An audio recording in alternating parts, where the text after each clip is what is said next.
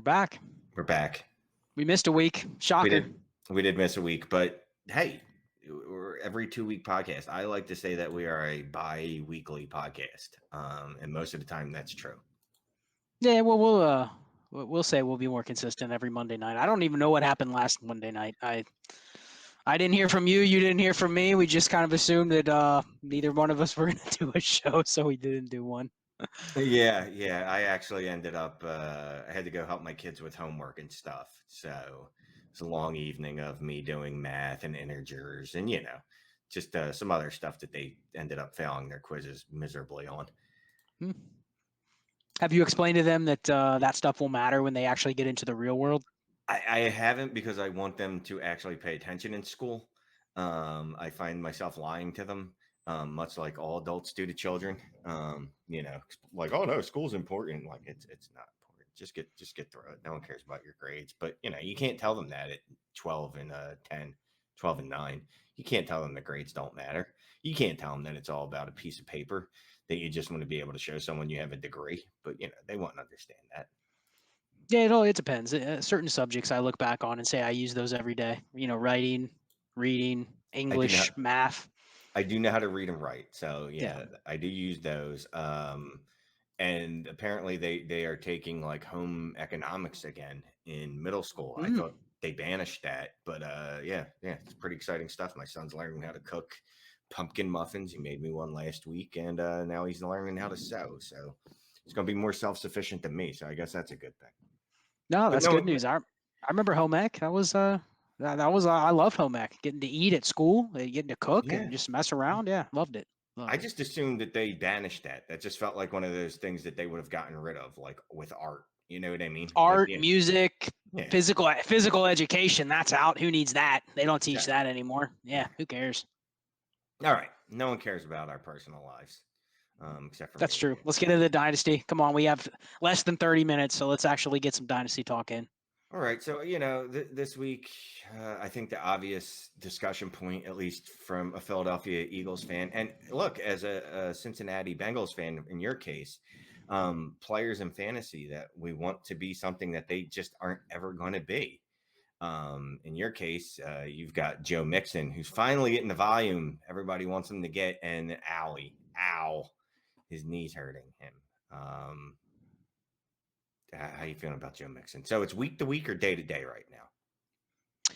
Well, the official report was week to week, and then Zach Taylor, who you absolutely can't believe a damn word he says, because he said last year Mixon was week to week, and it turned out to be he was year to year, or whatever you want to call it, off season to off season.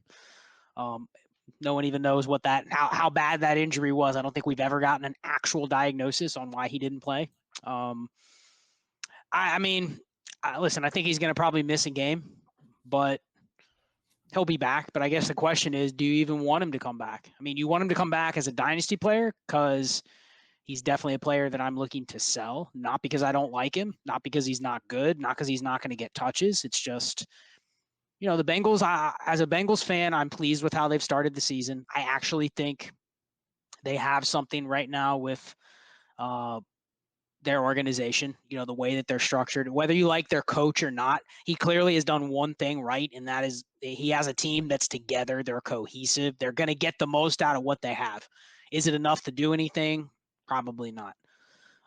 But unfortunately, they're also a very simpleton organization, and I'm almost positive that they took Joe Mixon's PFF grade from week 1 and where he graded out as the second worst pass protecting running back. And they go, we can't have this guy pass protecting.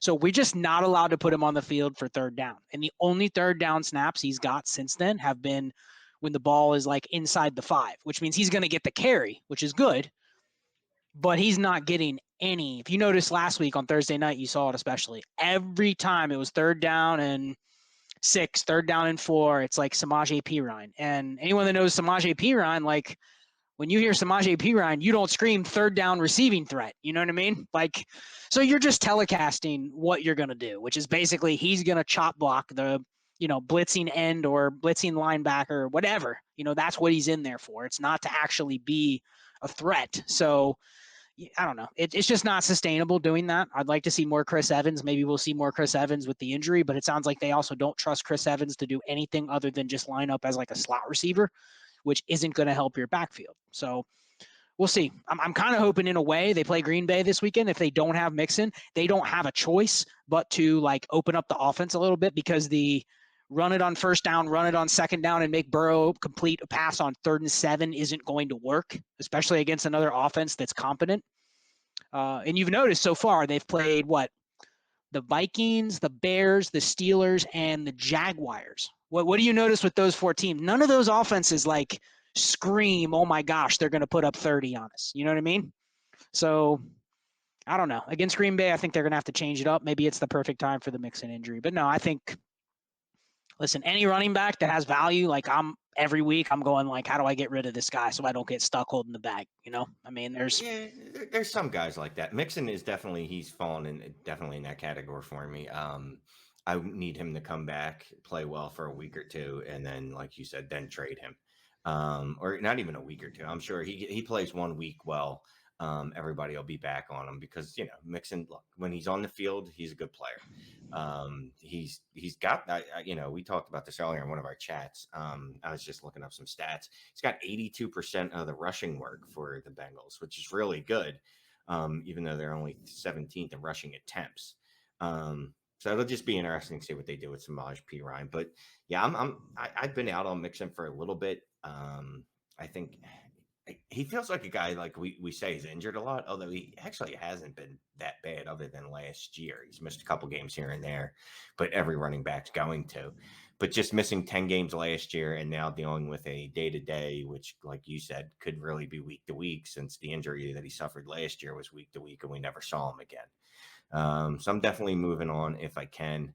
Who I'm getting vibes of Joe Mixon, and just a guy that's never going to be the guy I want him to be, is Antonio Gibson. Antonio Gibson. It doesn't look like he's just ever going to get the receiving work, the receiving volume, the targets that we want him to get. He's got 11 targets on the year. Do we just live with this and go, all right, this is what he is now? Like, is there any hope that maybe J.D. McKissic moves on and he can be a legit top 6 running back? Or are we looking at he's a low-end running back 1, borderline 2 guy?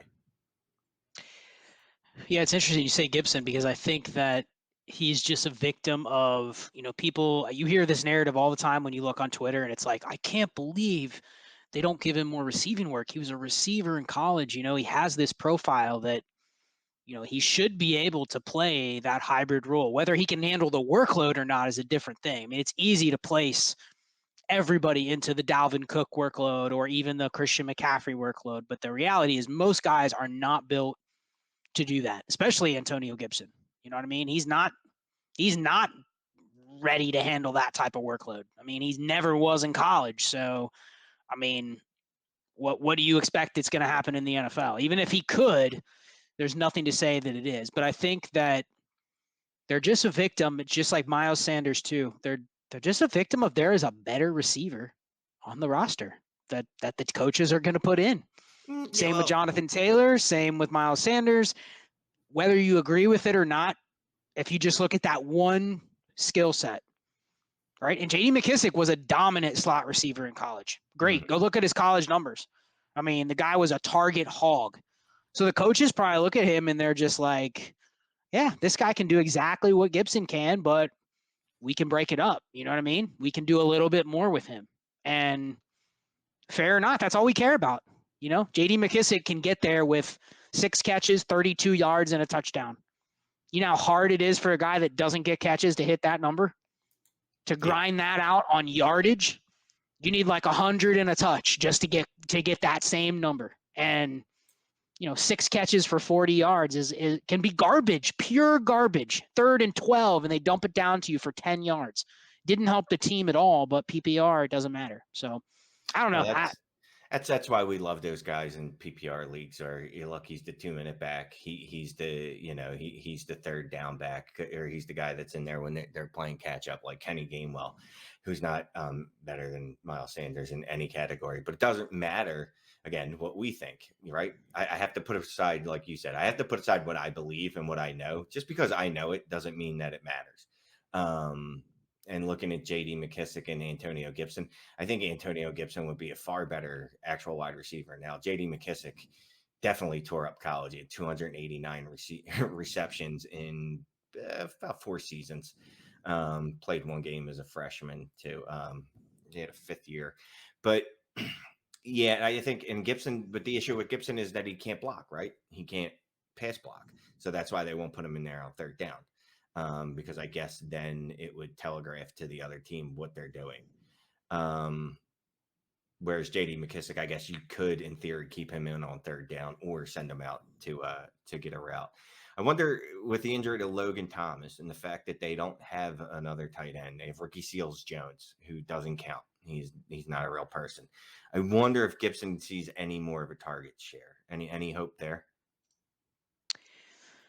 I mean, it's possible, but I do think that it probably just means another life for Diami Brown to get another shot. I mean, him and Curtis Samuel basically split the work this week. That's probably because of Samuel just coming back from an injury, but I don't necessarily think it means much more for Antonio Gibson. You wrote off Ricky Seals-Jones. I actually think I think he's startable. Honestly, he's up there with.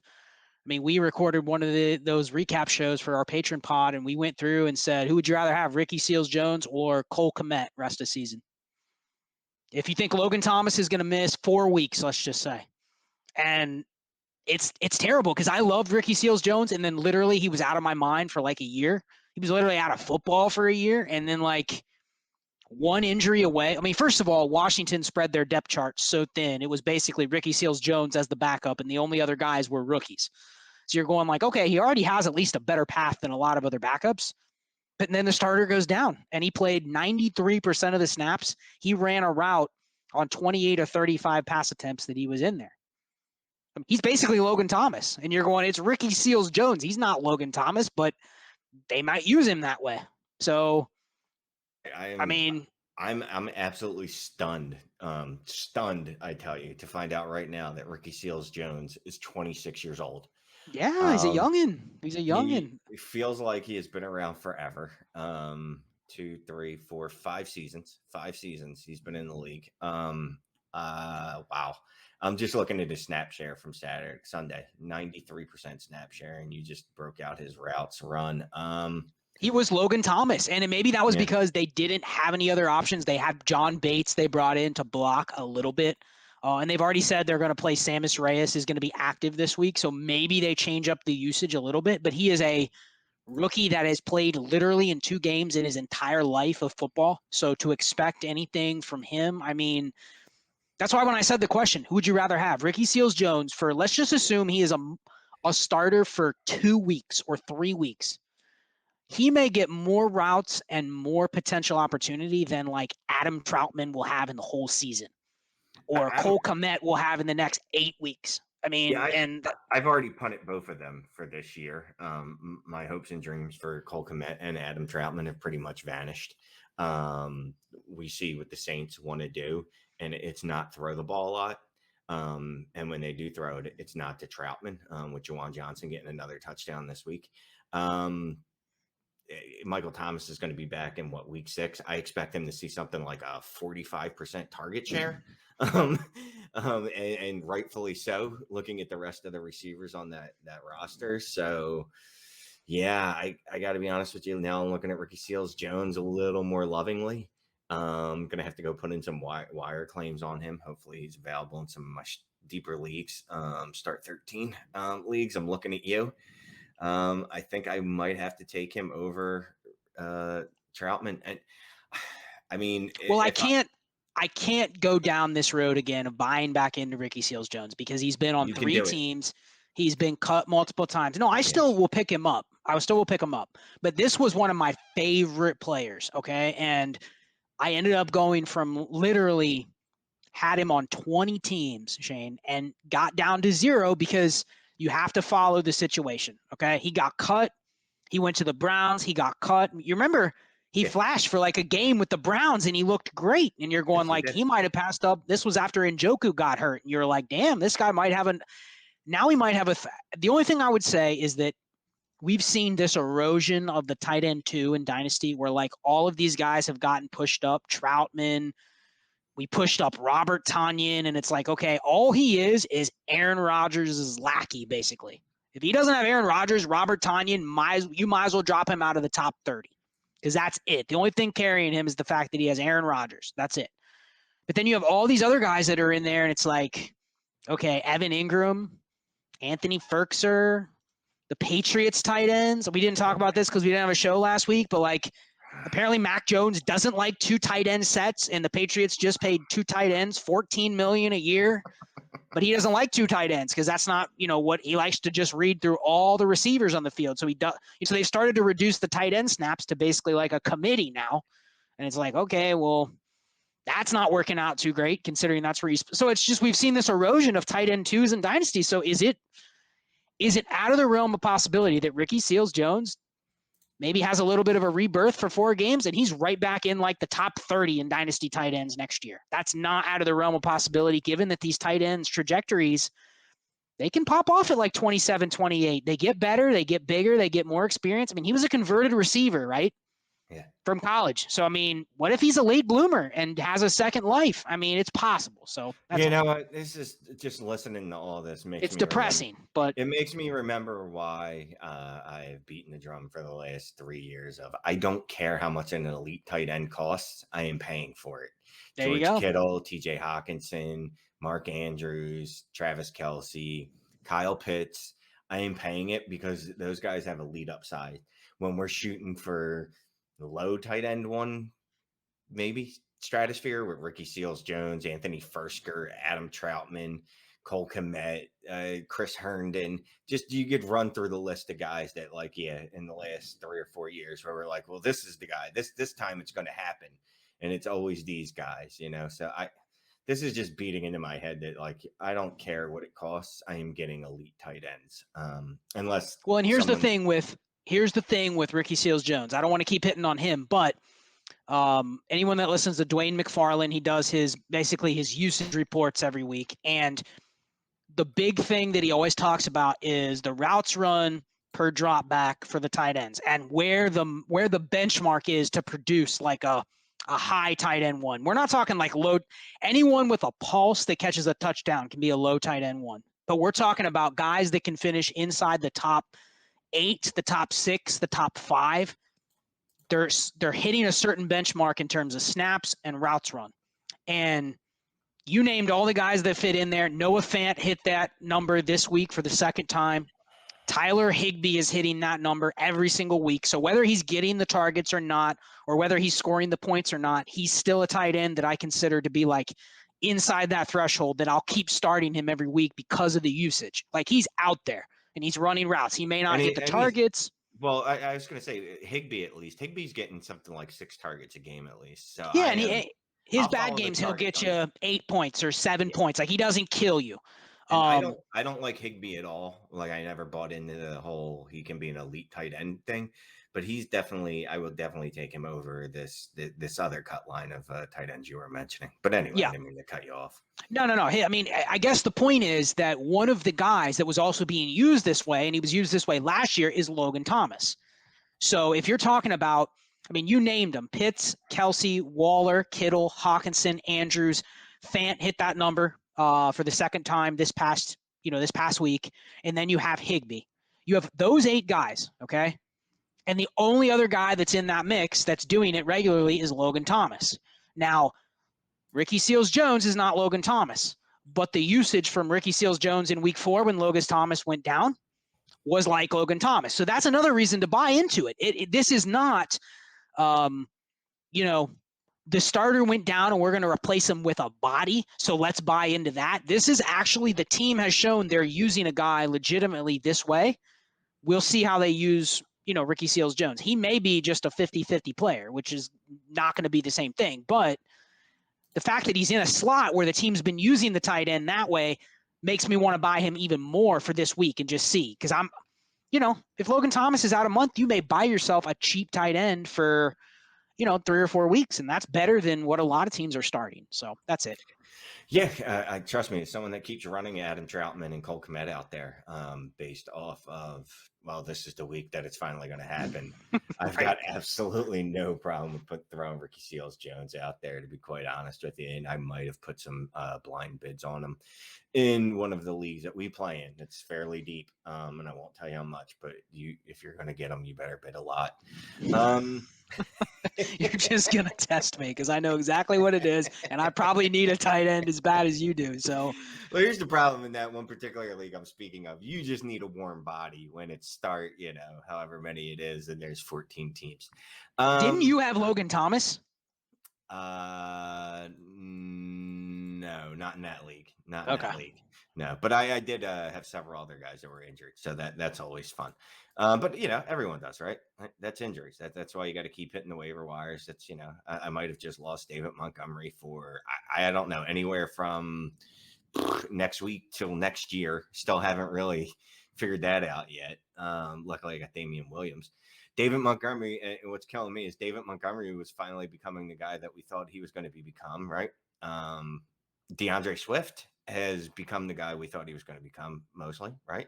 Yeah. I mean, I've heard some good arguments for DeAndre Swift as RB1 in Dynasty just because of his usage. And I sit there and think through it, and I go, who would I prefer, DeAndre Swift or Jonathan Taylor? And I don't know. I mean, again, we haven't done a podcast or we haven't done a show in 2 weeks, but one organization I'm not so sold on is the Colts. So, I can't say the situation is much worse for Swift, and the usage is definitely I like the usage more for Swift just in terms of a pass catching floor because he's been getting the targets. He's been getting that type of that's the looks he's getting is what you're looking for. Yeah, so he had 6 targets this week. He wasn't especially productive with them. 4 receptions on 6 targets, 33 yards. Only had 16 rushing yards on 8 attempts. That's a little disconcerting. But they were also out of that game early, which is why there probably wasn't much running from him, but really would have loved to seen some dump offs to him. But all in all, the usage has just been what you'd want to see for him. The usage is what you'd want to see for basically any running back one, as opposed to say, I don't know, Myles Sanders, who, so he not only doesn't get the receiving work for the Eagles, he's not the 2-down back. He's not the back that's on the field when they're losing. He also doesn't get rushing attempts anymore. So he's got 9 rushing attempts over the past 2 weeks. That's not great, right? That's bad. Yeah. You holding out hope, or does Nick Sirianni chill you to the core like he does me?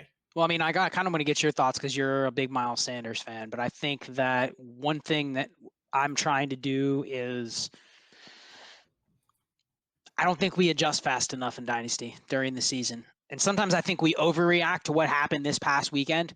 But if you just look at the running back landscape, I mean, I honestly, if you go through some of the running backs and how they're being used. Now, if a guy gets hurt or if the offense changes or the quarterback changes or something like that, then you can't predict that. I'm talking about things that we can maybe predict with what we've seen thus far through 4 weeks. But is it even a question who you would rather have between Myles Sanders and Kareem Hunt? No. Is it even a question of who you'd rather have between Myles Sanders and Tony Pollard? No, because Tony Pollard's getting more usage. Well, and Tony Pollard has, sneak peek. I'm writing him up in the transactions that I want to make for this week on DLF. I am violating my, I guess you would say, rostership rules with how many times I will roster a player throughout my Dynasty portfolio on 4 players. And you may be surprised on who they are, but Tony Pollard, Kareem Hunt, Chase Edmonds, Darrell Henderson, those 4 guys. And the reason is twofold. One, I think that they fit the type of builds that I've built most of my teams around. You know what I mean? I've sold out a lot of my expensive running backs and gotten back picks, receivers, quarterback upgrades, whatever. I think we've kind of done some of the same stuff throughout the offseason. So I don't have a lot of teams unless it's like a super heavy point per carry league where I'm carrying 4, 5, 6 running backs. You know, I've shed a lot of them. So now it's to the point where I'm searching week to week for running backs to play. And I look at like Tony Pollard. I'm like, okay, I can play Tony Pollard every week. He's going to get 10 touches. Now it might be like this week. He gets 10 touches and it's like 67 yards and nothing else. He got me 6.7 points. I'm probably upset that they only threw the ball 22 times. He didn't get a target. That sucks, right? But I'm also going to run into the games where they throw it 38 times. He gets 5 catches for additional 30 yards. Any point he can have that 45-yard catch and run for a touchdown. Like he's going to have a couple games where it's like 24 points, you know? And I kind of just want to set myself up, especially with how I've built my teams. I'm just putting those guys in the lineup every week, and I will accept the consequences one way or the other. And I figure between Hunt and Pollard, they're basically the same guy. Like I'm buying in those offenses, right? Same with Edmonds. I mean, he's out there at all the times you want. He's getting all the receptions, all the third down work. Yeah, he's not the goal line back. James Conner's stolen 4 touchdowns in the last 2 weeks. That's going to depress people. It doesn't matter. Like, give me the guy that has some explosiveness, some juice, and is getting the pass catching work that I want. I don't even care about the price. Like, but I think I can buy these guys for cheaper. I can buy these guys for cheaper than I can buy David Montgomery when he's healthy or Joe Mixon. You know what I mean? Like, they just don't have the name cachet because people think, oh, they're going to be replaced. I don't care. All these guys could be replaced. Any running back that their usage starts to go downhill, like Myles Sanders, they could just be replaced by the community, whether they still hold the placeholder as starter. It doesn't matter. Doesn't matter. Like, we'll start giving up on those guys and then their market value's dead. So it's not like I can flip. I mean, can you even flip Myles Sanders for those guys I listed? I don't think so. No, you would get laughed at. You put a poll out earlier. I'm sure you talk about it somewhere else. You couldn't get Kenny Gainwell from Myles Sanders right now. Right.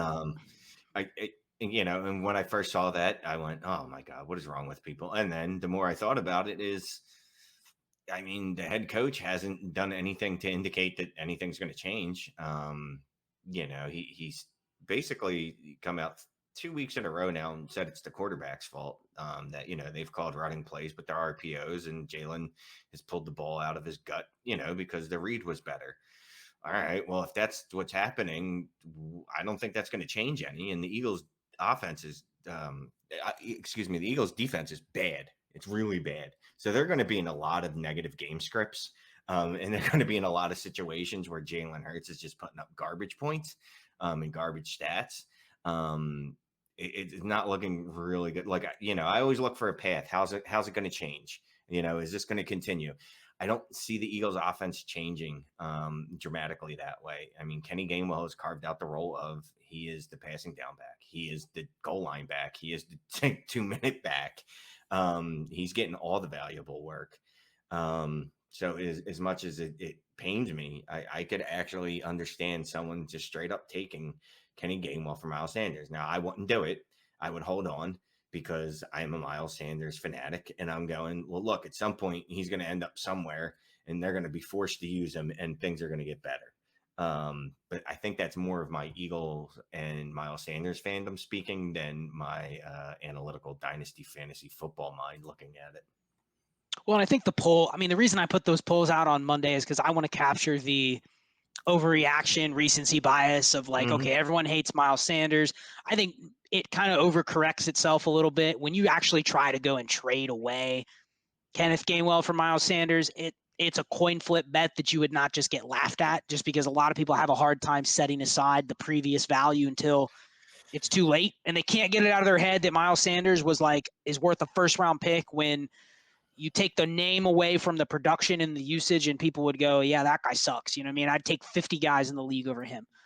But it's like, you look at what some of these other guys are doing. I mentioned Darrell Henderson. I was never a Darrell Henderson fan, but like, let's clean one thing up. Okay. Okay. Myles Sanders clearly doesn't suck. The play calling and his head coach sucks. Because Myles Sanders on any other offense with any other coach except Doug Peterson, apparently, would be running absolutely rampant because he's still one of the most efficient running backs in the league. It's just that Nick Sirianni is one of those guys that thinks he's smarter than the room. So he's going to find a way to use an inferior player and get him on the field, and Kenny Gainwell. So I just wanted to clean that up. I don't want anyone to think that I think Kenny Gainwell is in any way better than Miles Sanders, because Miles Sanders is heads and shoulders above him talent-wise. But again, that goes back to, it really doesn't matter what I think or what I know, because if his head coach doesn't agree with me, it doesn't matter. Well, and that's the tough part is Sirianni and his regime. Well, Sirianni, at least his coaching staff, didn't draft Miles Sanders. They drafted Kenneth Gainwell. They've talked up Kenneth Gainwell. They don't like Miles Sanders, and they don't like to use Miles Sanders the way he should probably be used. He's also under contract there for another year. Then he's going to look at being, a fifth-year running back hitting free agency. And maybe you have a chance to buy back then, but you already know that the window for a running back, at that point, he's going to be worth more.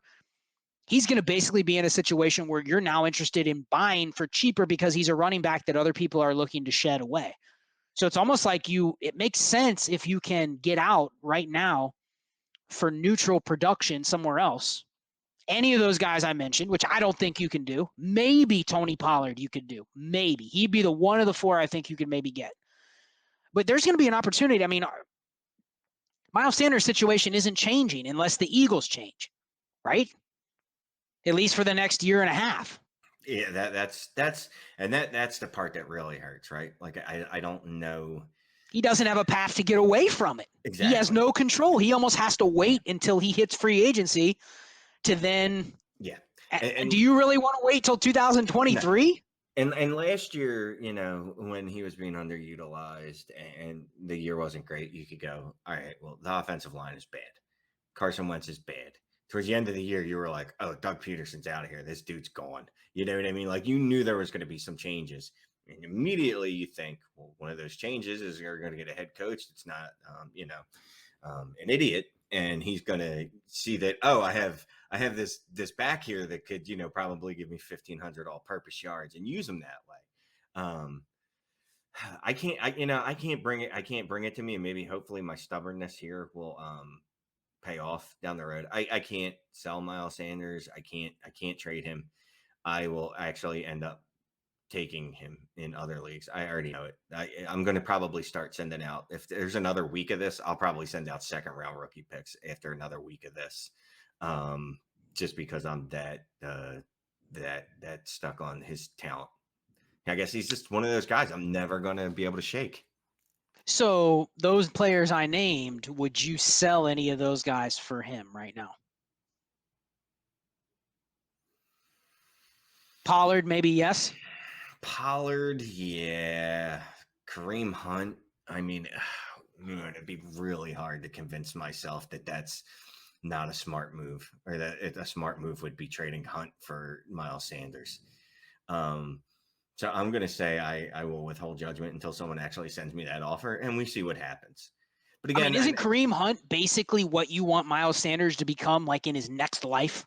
Like, yeah, he goes to a good team that uses him like half the time and to his best ability, and he's basically like an RB2 with like some ceiling weeks in there. I mean, at this point, Kareem Hunt is what I hope for current Miles Sanders, not even future Miles Sanders. Just like right. I will take that. Look, all right, I'm going to hold on hope, because it was just 3 weeks ago, right? They gave him 20 touches, 15 rushing attempts, 5 targets. I said, finally, we have a coach that's going to use him correctly. That's the best our offense played all year. Yes, it was against the worst team they played all year, but I'm going to hold on hope that at some point Sirianni's going to go back and look at the tape and go, oh, wait, I need to do this. You can only lose so many games before you change what you're doing. That's not working. And the Eagles have lost 3 games in a row now. Trying to feature Kenny Gainwell over Miles Sanders. I'm going to hold on hope, people. Let's hold on hope one more week. We're going to hold on. And if someone's trading Sanders for a loss in your league, I'm going to say, scoop him up for a second. If someone's silly enough to trade him for a second, but if someone wants you to give up Kareem Hunt for Miles Sanders, don't do that. Don't do that. No. And I think the other 2 guys are just, listen, I was never a Darrell Henderson fan. I know you were kind of hit or miss on Darrell Henderson, but like he thus far, whether he lasts all season or not, he's being used basically like a true bell cow running back. I mean, you Look, know, he's gonna miss some games. It's just gonna yeah, happen. he's injury prone. That's for sure. I can live with that. Sony Michel has shown to be that he's Sony Michel, right? Fumbled. Good chance we don't see him again until Henderson's hurt again, which is hopefully, not until another 3 weeks. I could easily, I wouldn't have a problem at all, honestly, trading Sanders for Henderson. In more than a few leagues. And again, I have Sanders in a lot of leagues. A lot. Yeah. So it's again, we play in a lot of leagues, so it's a little different for us. If I had Sanders in like 3 leagues and I only played in 4 leagues, would I trade him for Henderson? I don't know, but I know the fact that I have him in 20 or so leagues. Yeah, I trade him for Henderson. Not in every league, but in enough of them that yeah, I can't say that I'm opposed to it. I want one more guy. I know we are a little bit over, but I had one more player I wanted to ask you about that I knew you were a huge fan of. And what do we do with Myles Gaskin? Done for? Yeah, apparently Brian Flores hates him. He loves Malcolm Brown. He's apparently like the Absolutely, every yeah, down back now. All situations, it's yeah. him over Gaskin, unfortunately. Gaskins was a sell for me in the summer, right? I was like, get rid of him. And then everyone agreed with me, and I was like, hold on, don't get rid of him because everyone agrees with me. And now, I mean, now you're at a place where you can't get rid of him, right? And if anyone's still willing to give you a second for him, go for it. But Brian Flores clearly does not like Myles Gaskins, at least not in a 3-down role. He's not going to trust him in that role. The fact that they're letting Malcolm Brown, who is below average in every metric that you could think of. I don't know about his IQ. He might be really smart. I didn't see his Wonderlic score or anything like that. So, but football wise, he's a below average player, but he's consistent, which coaches love, right? He's consistently below average. I guess that's a good thing. They're just going to run Malcolm Brown out there. Well, the concerning thing is he's getting the most touches. He's playing the most snaps, but he's also getting the highest target rate. Right. He got 75% of the 3rd down or 2-minute drill or coming from behind, a long down and distance 3rd down work. So it's like he's getting all the touches, but doing like nothing with them. So it's like he's just, that's the only hope is like, it's not like Malcolm Brown is starting. And it's not like you can be like, oh, I have Malcolm Brown because I collected all those shares of him and I can start him confidently. No, he stinks. The whole team stinks. So that's the only hope for Gaskin is if they somehow turn it around, which is looking less and less likely, maybe he has a second half resurgence where they kind of go back to what was working before, like last year. Yeah. But I mean, and that worked wonderfully for them last year. So, if that's what you're hanging your hat on, and it's not a bad place to hang your hat, are what these teams are doing, is it good for their offense, and are they winning? And if you look at the Eagles and you look at Miami, you go, well, the Eagles are putting up a ton of yards, but a lot of it's garbage yards, garbage time points. But they're not winning. Miami offense just looks like an absolute train wreck, and they're not winning. So if you wanted to hold your hat, I could see holding on and saying, you know what, I think there's reason to believe that things might change on those rosters. But I'd still trade Miles Sanders for Darrell Henderson. Well, the running back landscape is ever changing. I mean, it's only week 4. Look, wide receivers you can give a little more leeway to, right? Lower longitude. But part of the problem is like these running backs that we're talking about, none of them have a track record. You know what I mean? It's not like Miles Sanders has a long track record where I can go, well, he had those 3 years where he just smashed, so we know he's going to be that guy again. Antonio Gibson's never had a season. Obviously, it's only his 2nd year, but he's never had a season where you could go, well, remember when they used him like that. No, it's literally weak. I mean, we can react and overreact on running back usage. And a lot of times we're hesitant to overreact because on a guy like Miles Sanders, or like we talked about Joe Mixon, like we're hesitant to overreact on like a couple games of usage. But the bottom line is, unless you are a guy that has a massive track record of doing it before, and like Mixon's on the fringe where you kind of know how the team's going to use him. You know he has a floor. It's just not like the floor that might match up to the what could have been talent that he had. But like that's like the minimum of a player where you know he has a track record of the historical floor production. Right. But like everybody else, it's literally from like RB 15 and below. It's literally like, what did you do last week? Who is hurt in your backfield? What personnel moves did the team make? Who was active? Who wasn't? If somebody wasn't active, who was getting the targets? Who was getting the touches? I mean, we think we know what the backfield is going to look like. And then all of a sudden, like Rodney Smith goes from the practice squad to the lead touchback on the Panthers. He's apparently the receiving back now, even though he was fourth in the pecking order. And they brought in Royce Freeman ahead of him. Instead of bringing him up from the practice squad, they get Royce Freeman from another roster.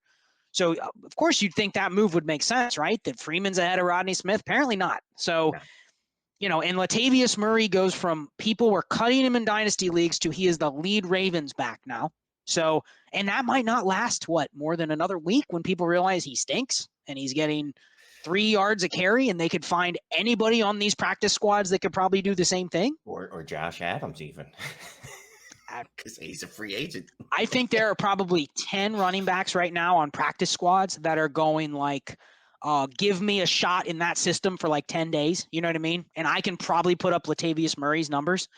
I mean, that's not how it works. But like, I look at some guys that are just weekly inactives, like but Michael P. Ryan or Josh Adams, like you mentioned. Like, would those guys be any worse on Baltimore? I mean, no. They just need a shot, So, yeah, the rotation of running backs. Literally, I have teams where I have Royce Freeman. Yeah, I have him on 13 teams, man. I'm feeling great this week. Now I'm debating whether he's worth a roster spot. So that's how fast it can change. Bane of our existence. But hey, we kept it short. Well, not really. We kept it 42 minutes. Makes up for last week. We doubled the episode. It's usually 20 to 30. This one will be 45 because we didn't do one last week. That's why. So we'll cut this one in two, and half of it'll take place last week. And then that works. There you go. That's not how it works, but whatever. All right. Well, we'll try to do this as much as we can. Every 2 weeks is at least the goal, right? Nothing worse than every 2 weeks. Maybe we'll try to jump on here again next week. If you want to hear from us weekly, you let us know, because and probably do it. I don't know. Maybe. You? At Shane is the worst at Dynasty Trades HQ. That's you, right? That's me. Okay. Yeah. Myself at Charles Chill FFP, Dynasty and Chill. Check out our Patreon channels. They're fun. There's a lot of chatter. If you want to hear Shane and I's thoughts, funny, a lot of times in the chats, it's just Shane and me talking to each other in each other's chats. But if you want more Mannequin Chill, join the Patreon channels. It's affordable and it's fun. And yeah, and I mean, I'll throw this out because I know you're doing the same thing. But going to be donating to Mike Taglier's, GoFundMe for October. I think we're going to both be making a donation from the Patreon proceeds there. So, I mean, that's cool. Yep. If you want to join this month and then quit just for that, go ahead and do it. Yeah, that's what I was going to say. That's fine. Get a free month out of it that's going towards a good cause. And then, hey, look, even if you don't join one of our patrons, you should probably go. Not probably. You should go give to Tag's GoFundMe. Great person in the community. Great dude. From all accounts, from everyone that know him best. So do that. Do a good deed, and that's it. And stay safe. Yeah, agree, 100%. All right, everybody. Good luck in the future, because this will not come out. We're actually recording this during the Monday night game, Chargers Raiders. So, yeah, by the time you listen to this, you'll probably be talking about like week 5 matchups. So, good luck in week 5, everybody. Or week 6, whenever this comes out. Goodbye, Addison. Bye, DLF.